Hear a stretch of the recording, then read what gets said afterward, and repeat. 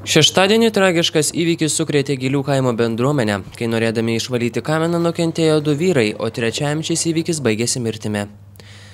Įvykio liudininkų teigimu, 3 vyrai sumanė išvalyti daugiabučio namo kaminą, o tam prireikė pasistatyti kopečias. Deja, keldami ištraukiamas aliuminės kopečias, vyrai kliudė aukštos įtampos laidus ir buvo nukrėsti elektros.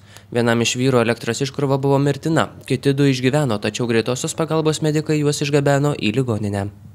Per balkoną tai mačiau, nes aš kai pradariau balkoną, pamačiau, kai jie visi 3 buvo nukritę ir šaukiau, kad darykit jam tam vienam, kur jau buvo nelaimingas atsitikims.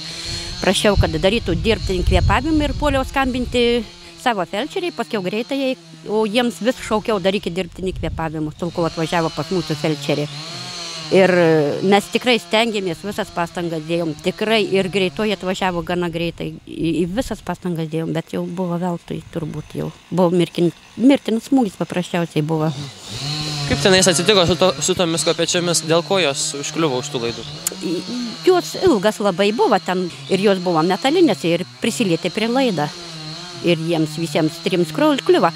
Tie stovėjo ant žemės, o tas ko gero, kai ant to metalinį dangtį, gal dėl to taip ir buvo jiems.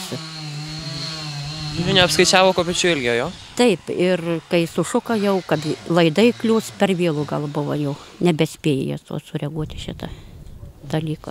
Išgyvenę vyrai jau grįžo namo, tačiau su žiniasklaida kalbėti nepanoro.